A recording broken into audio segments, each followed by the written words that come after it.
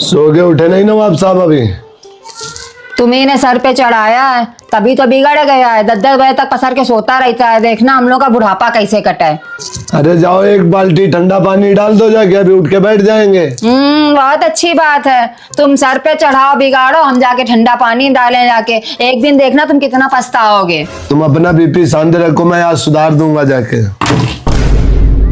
लातों के भूत बातों से नहीं मानते, आज इनको हम सुधार ही देंगे जाके, चमड़ी उधेल देंगे आज। ये हमारे देश के भविष्य जो दिन के 12 बजे तक सो रहे हैं, उठ। ये क्या है? क्या बात है सर, क्या बात है सर। सारा दिन कहाँ लगी रहती, लड़के का जीना आराम कर रखा है, जवानी का खून है। आज नहीं सोएगा तो कब सोएगा? सो जा बेटे सो जा। आजकल की जनरेशन से पंगा लेना बेकार है। ये लो आदि चाय। अरे मम्मी दरवाजा तो खटखटा के आया करो। बेटा बा, अपनी मम्मी को हुक्म सुना रहा है कि दरवाजा खटखटा के आया करो। तुम आए थे इस दुनिया में दरवाजा खटखटा के आए थे क्या? हमसे पूछा तुम? उस समय अपने मलके में थे जब तुम्हारे पेट में थे, तुम्हारे पापा दिल्ली में थे, हम पूरी रात दर्द से तड़पे थे, तब जाके तुम पैदा हुए थे। अरे मम्मी जरूरी काम कर रहे थे, प्राइवेसी नाम की कोई चीज होती है?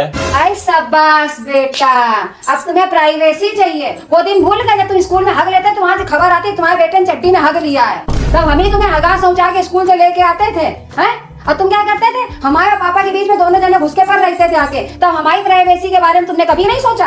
आज जब खबा पिया के तुम्हें पहाड़ जैसा कर दिया है, तब तुमने अपने लक्षण दिखाए हैं। ऐसा करो ना अब तुम बेटा। मम्मी अब ये वाला डायलॉग मत मारना कि हमें वृद्धाश्रम छोड़ाओ। वृद्धाश्रम जाए मेरे दुश्मन, अभी हम वृद्ध नहीं हैं, हम अपना देख लेंगे और तुम अपना देख लेना। Bag pack.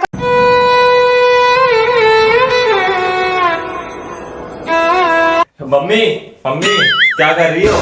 क्या है? अपने कर्मन को रो रहे हैं और नौकरों की तरह बर्तन धो रहे हैं। मम्मी अगर अपने टाइम में अच्छे से पढ़ लिया होता तो आज ही नौकरों की तरह बर्तन ना धुल्ली होती। अगर अपने टाइम में बेटा मंडप से भाग जाते ना तो तेरे जैसी निकम्मी औलाद भी नहीं पैदा होती। हे प्रभु, हे हरि राम कृष्ण जगन्नाथ।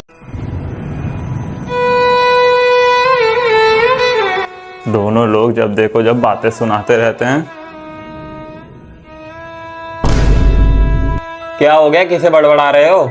यहाँ तुम छुपा के गेम खेल रहे हो, वहां में गाड़ी पड़ दी है। हमने क्या पूरे घर के काम का ठेका ले रखा है?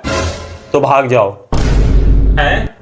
सुनाई नहीं दे रहा है? भाग जाओ बेटा, यहाँ कुछ नहीं रखा, कुछ कर लो, बन जाओ, करोड़पति बन के आना यहाँ पे।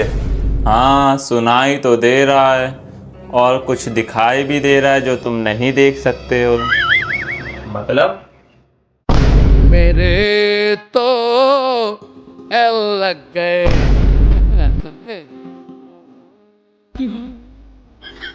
जब कमा धमाके करोड़पति बन जाना तब आना यहाँ पे। मम्मी झाड़ू लगाओ, चल के पहुंचा। जो मर्जी हो लगाओ।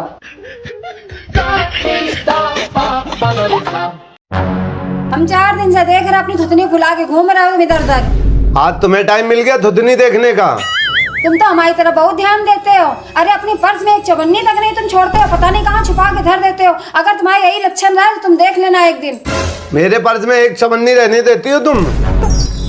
वाह क्या मुस्कुराहट है। तुम क्या खीसे निकाल रहे हो? इन दोनों को उठा के बाहर फेंक देंगे और तुम इनसे उम्मीद लगा के बैठी हो कि ये रोटी देंगे बुढ़ापा पे। दोनों एक नंबर के निकम्मे हैं। दिन भर मोबाइल में गेम खेलते हैं और शाम के टाइम जैसे तुम आते वैसे दिखावा करने के लिए बैठ जाते पढ़ने के लिए। वो दोनों के दोनों निकम्मे हैं। तुम नाश्ता करो, चल के चलो। इनकी लड़ाई चल रही थी, बात हम पे आ गई।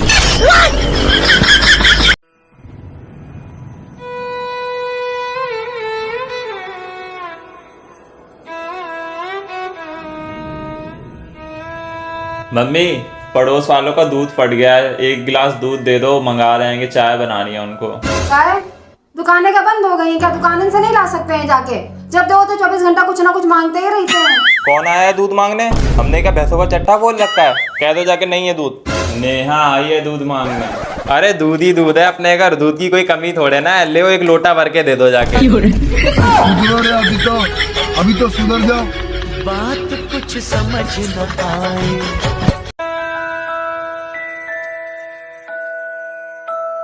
मम्मी पापा को कोई परेशानी रहती है क्या? मतलब कौन सी परेशानी? मतलब जैसे भगंदर बवासीर टाइप कुछ परेशानी। पगला गए हो का? अब ये कंटाप मारेंगे, भन्नाते घूमो पूरे घर में। नहीं नहीं, वो हरदम ऐसे मुंह बनाए रहते जैसे उनकी प्रॉपर्टी पे किसी ने कब्जा कर लिया हो। हाँ तो मम्मी ने ही तो किया है कब्जा। अब तू गया बेटा, अब तू गया देख। अभी हमने इनसे बाइक की चाबी मांगी तो ऐसे घूर रहे थे जैसे पड़ोसी के बच्चे ने इनसे प्रॉपर्टी मांग ली हो। हम तो 22 साल से झेल रहे हैं। ये तो कहना मुश्किल है, क्योंकि पापा बोलते हैं कि वो तुम्हें झेल रहे हैं और तुम बोल रही हो कि तुम उन्हें झेल रही हो।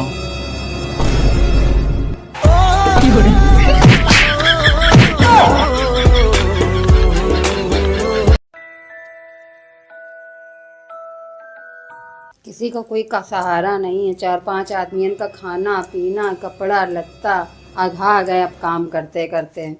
इसीलिए तो इस घर में एक दूसरी औरत का होना बहुत जरूरी है। अब वो दूसरी औरत तुम्हारी मेहरिया होएगी, है ना? नहीं नहीं, हम तो नौकरानी की बात कर रहे थे, वरना समझदार के लिए तो इशारा काफी है।